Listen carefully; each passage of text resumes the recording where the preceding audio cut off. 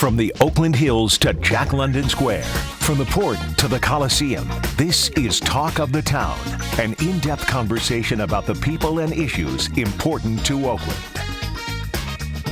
Hello, I'm Dave Clark. Thank you for joining us for Talk of the Town. It's my pleasure to be here with you, and it's my pleasure to be here with a very special guest, a lady I've been trying to get to meet and talk to because she's very significant and very important to the history of Oakland and to the nation as well. My guest today is Elaine Brown.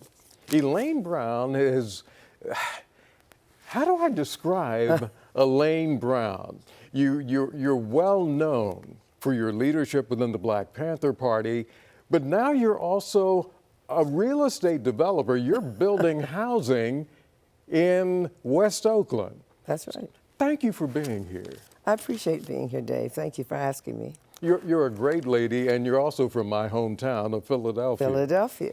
So we'll talk about that too. But of the main things, you used to be the chairwoman of the Black Panther Party, the only female. Ever. But you're also building housing in West Oakland. Let's start with the housing that you're building, and I know you're very happy and proud about that. And well, these things are actually connected, Dave. Yeah. That is to say, the development of all affordable housing for low income and what we say very low and extremely low income. Yeah. All of our units there on 7th and Campbell in West Oakland are affordable. And this certainly for me, in terms of my commitment to building and creating this housing, and as well as the related businesses that are in that complex that we are developing and launching, actually arises from my life in the Black Panther Party and the ideology that we embraced, that everyone had a right to have decent housing and to have, we said full employment, but we really were talking about everyone having an income and those things that you need to have a life, to have a decent life. So that complex that we're building at 7th and Campbell really, in my mind, is a reflection of my history in the party. As a matter of fact, I named the building the Black Panther. I was going to ask you about that. That's what you named it. I did. And it's appropriate. I think so. Tell me more about the building. What will we see there? What's going to be in there? Well, it's 79 units of housing from studio 1 and 2 bedrooms, about even number. Mm-hmm. And in addition, on the ground floor, there will be 4 businesses, a neighborhood market in a food desert where we are, a restaurant, a fitness center, a tech center, which I certainly want to mention something about and the importance of it.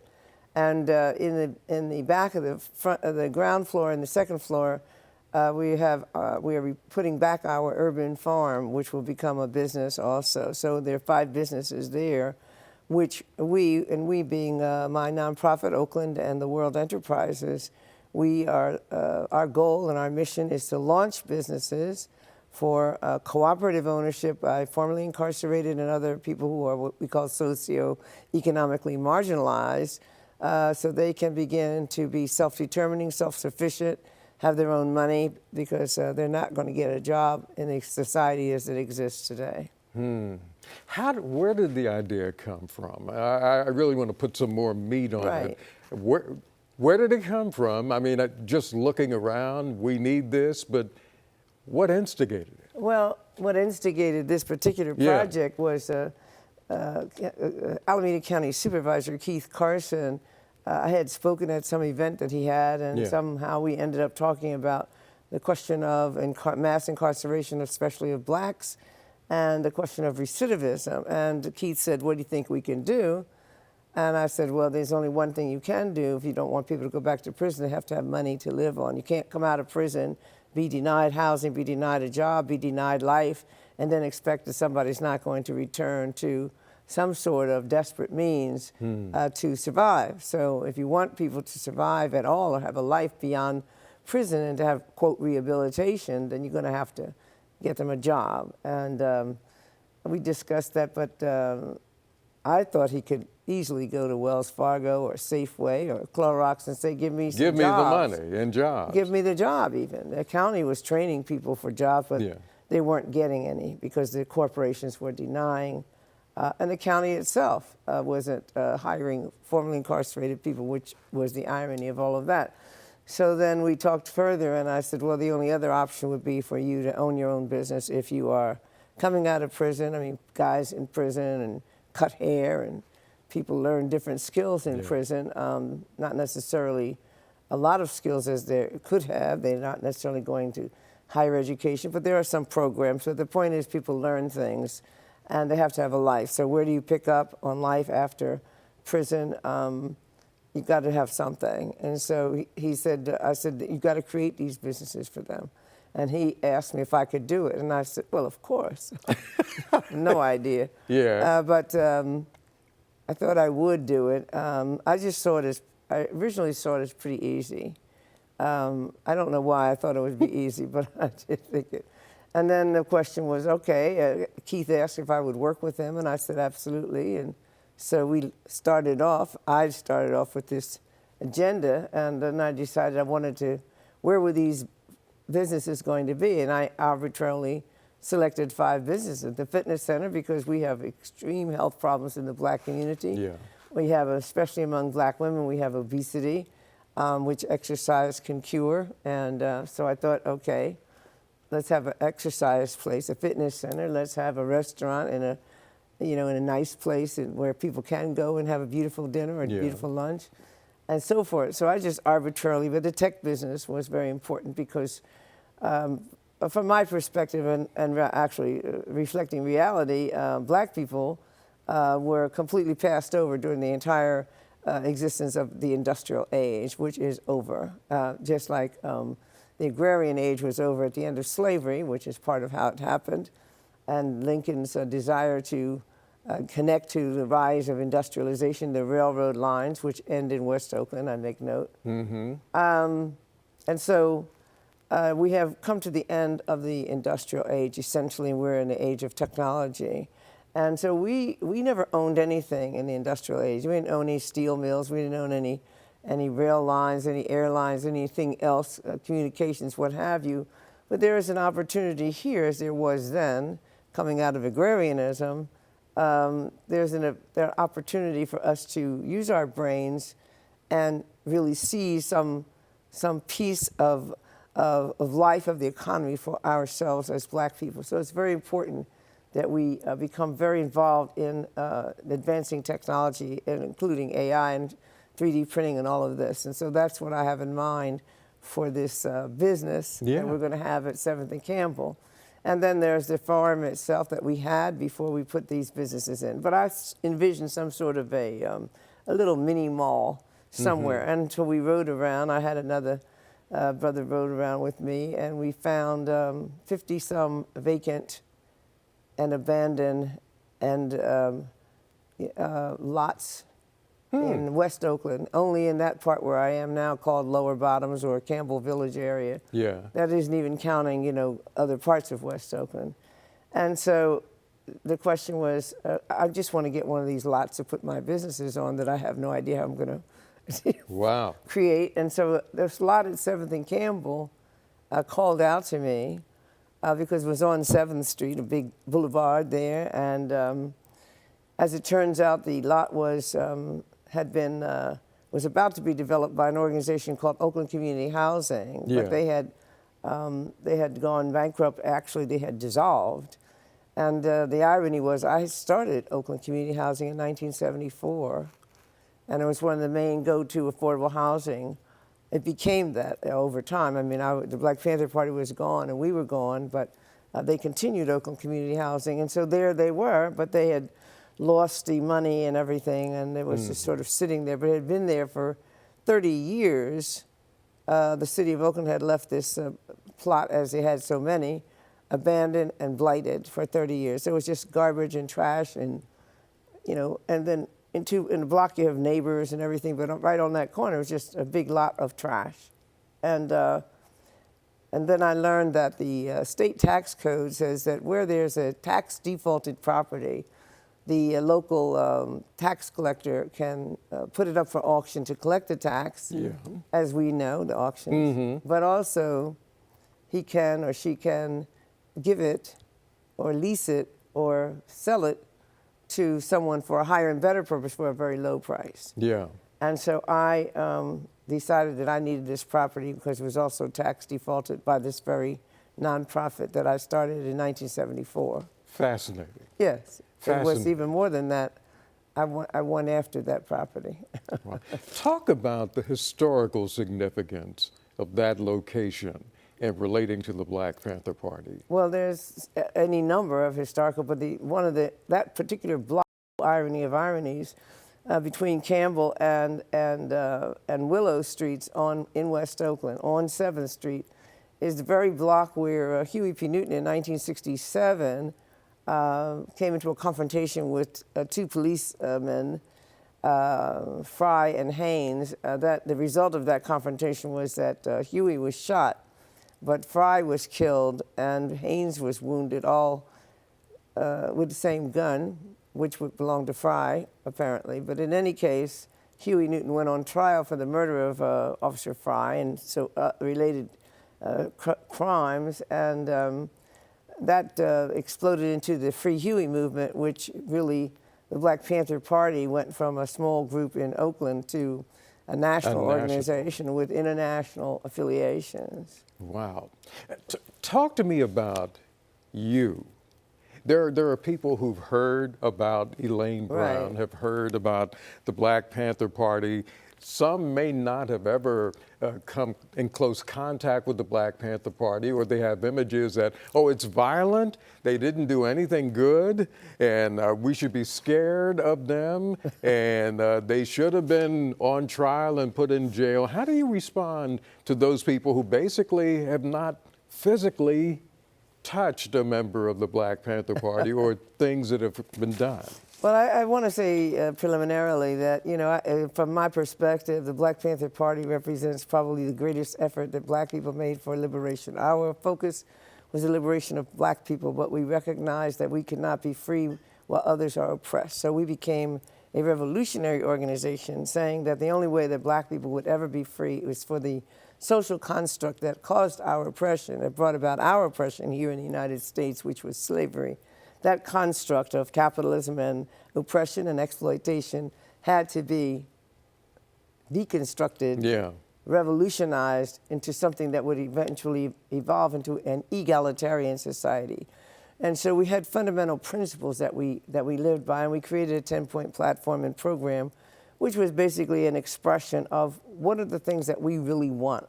And the first point was we want freedom, power to determine the destinies of our black and oppressed communities, as we revised that program in 1972. So the idea was that we were an oppressed people, so we had to identify that in order for us to even talk about what are we talking about. And one of the points of our 10-point platform and program was the oppression by the police in all of the major cities as blacks moved and migrated from the South into the urban areas of America. Confrontations with the police in almost every major city that we occupied, not to count the lynchings and so forth that were just rampant in the southern states. And so the Black Panther Party said we wanted an end to the police brutality. Well, people have said that, you know, for some time, like an end to lynching or an end to this. And our position was that the way that we would end police brutality is that we would, as in the words of Shakespeare, take up arms against a sea of troubles, and by opposing end them. And so that's what we did. And while people quote Shakespeare, they don't realize that as soon as black people started talking about defending ourselves, then there was a resistance, and there was a bill immediately that was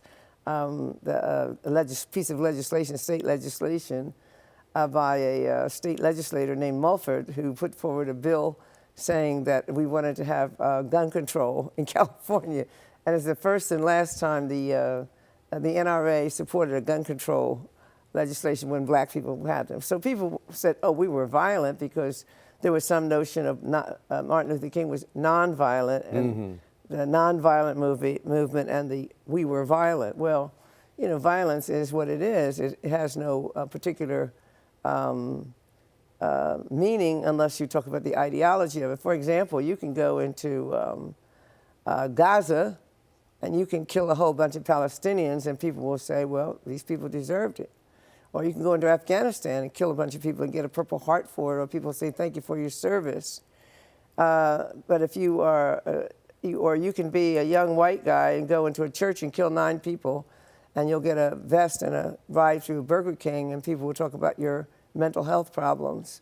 So killing isn't particularly a crime. It's only a crime if someone says it's a crime. It's not a moral question. It doesn't go to the criminal question. Crime is a political question. So when you said that the Black Panther Party was violent, you didn't talk about, the violence of the police agencies, from the local police to the sheriff's department to the state police to the National Guard to the Coast Guard, the FBI, the CIA, the Army and Navy, the Air Force, the Marine Corps, and all the other agencies that we have in this country that are there specifically for the purpose of using violence to stop certain activities.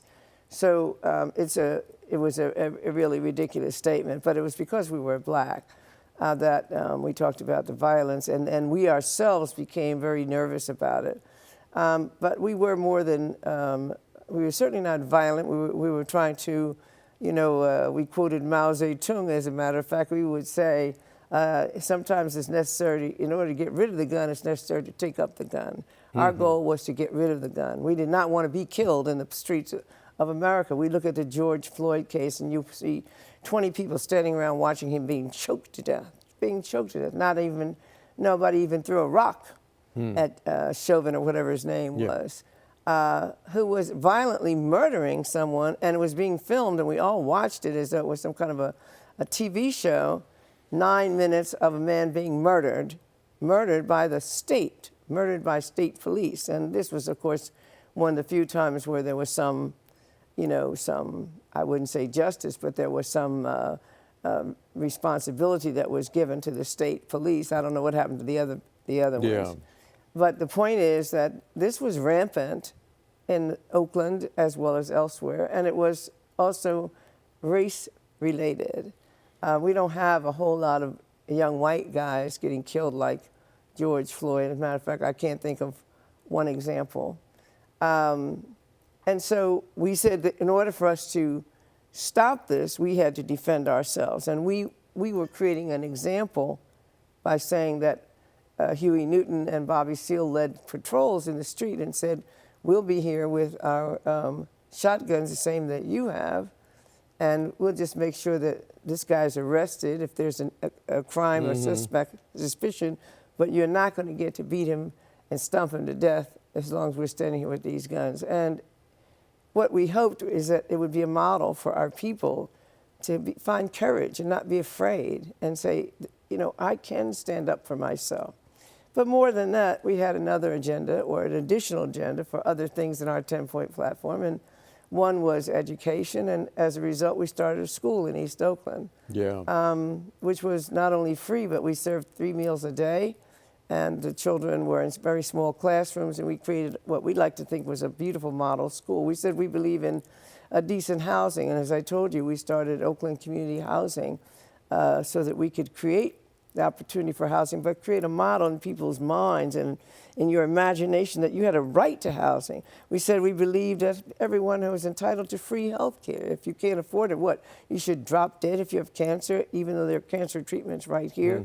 So we created free clinics throughout the United States. And so we said our oppression was, liberation of black people was important, but it was also important that we recognized that we had other oppressed groups of people of color, particularly in the United States. So we formed and helped to form a coalition with the American Indian Movement, AIM, with Dennis Banks and all of them. And we said, and what about the Chicanos picking all the food that America eats in California, picking not just grapes, but everything else in California eats, and being treated like slaves in Georgia, picking cotton.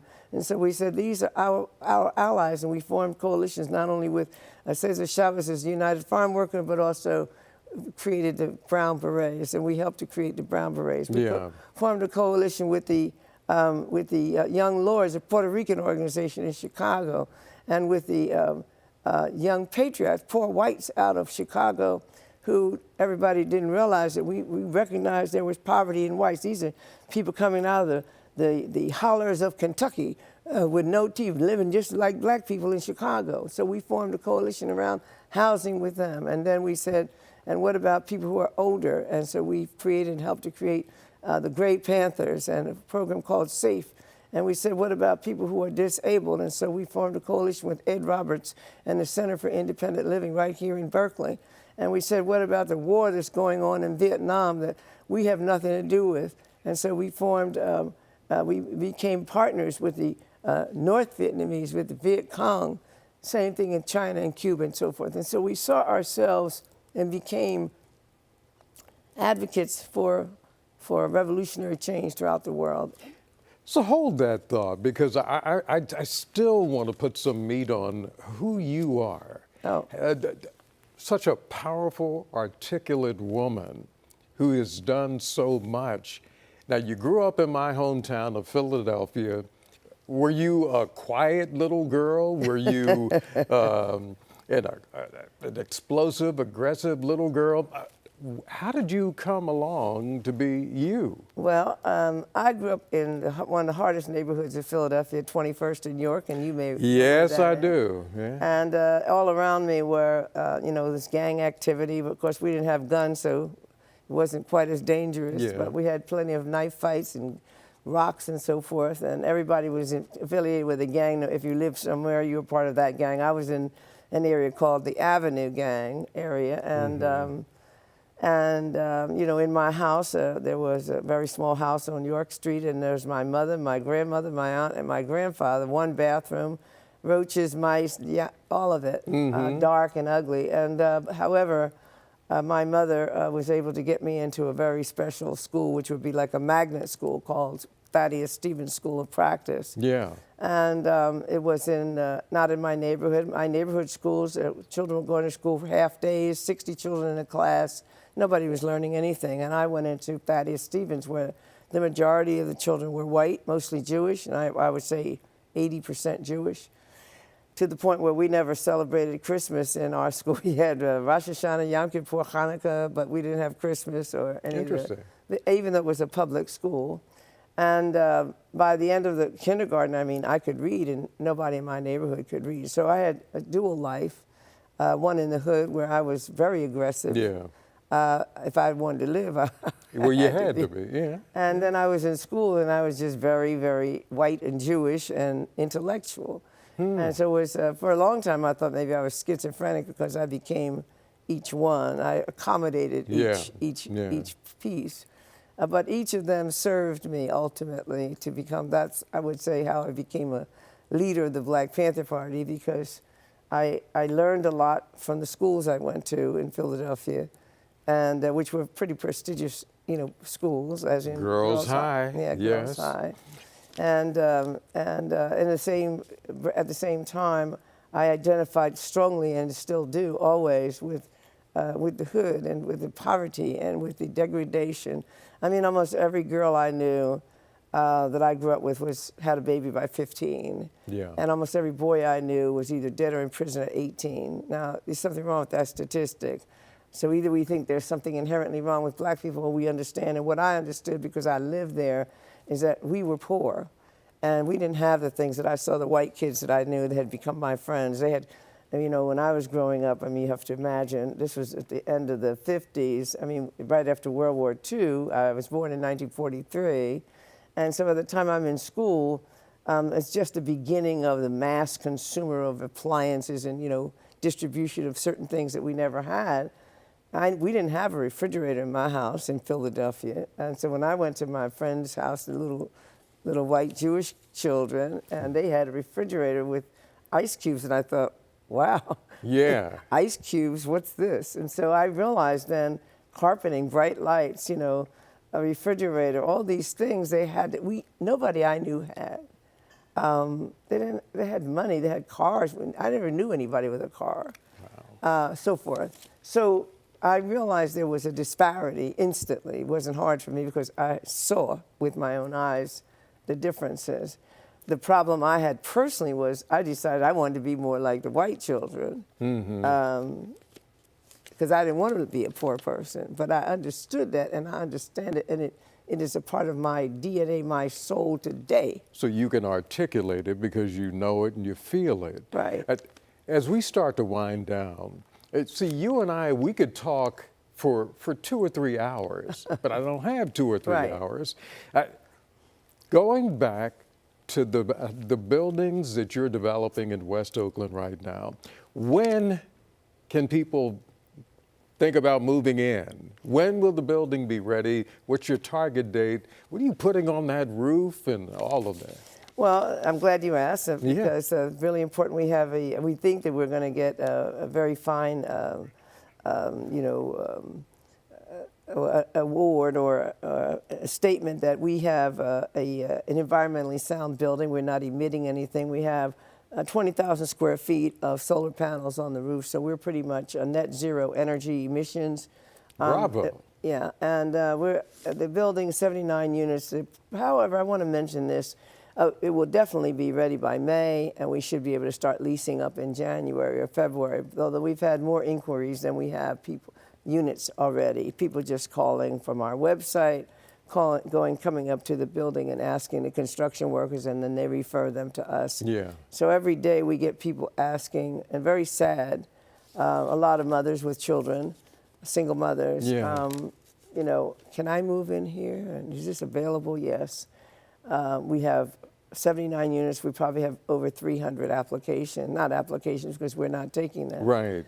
But we will start taking applications officially in January, and I'm sure we'll have thousands of people who will need and who do need housing that will apply for these units. And I want to say the project budget of total is $80 million for 79 units. Now, what city, what state, the richest state in the union, why would you make it the most expensive thing in the world to build housing for people who have no housing? And you wonder why we have people wandering around the streets. It's not just the people in tents. That's another whole category, perhaps. But it's the people who are, struggling and living on somebody's couch or living in their cars or whatever, that don't have housing. And this city and this county and this state ought to be ashamed because it's taken me a lot to get this money and build this little 79 units. But, and I want to say before we go, it's a model. So I know it's not a panacea. It's not going to cure housing problems, but I'm hoping that I'm creating a model for other people to say,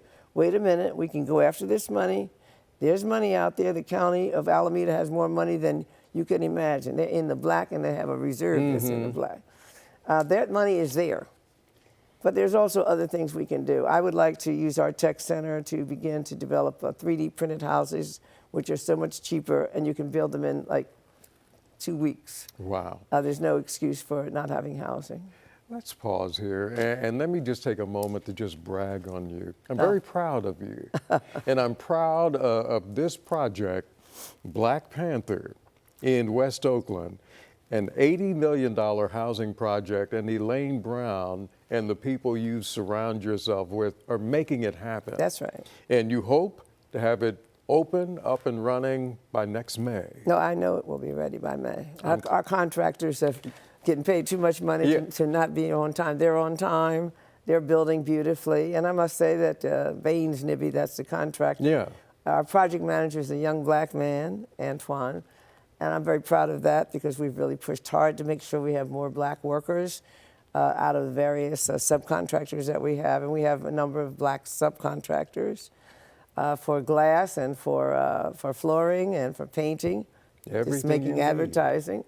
And so we will have the building completed. Now, whether we have the final official thing from the building department to say you may now move people in, but we will have the names ready and we'll have everybody ready. And we'll have and we have supportive services. So if you come in and you need some help getting places, if you need a job, if you need to figure out how to fill out application, we have a supportive with an organization called BOSS, Building Opportunities for Self-Sufficiency, Donald Frazier.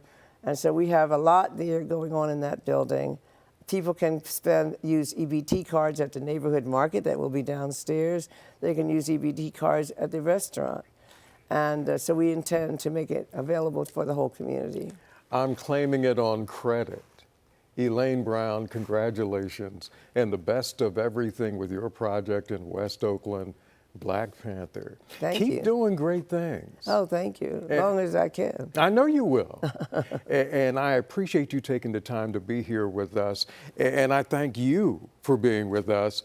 And we'll see you next time on Talk of the Town.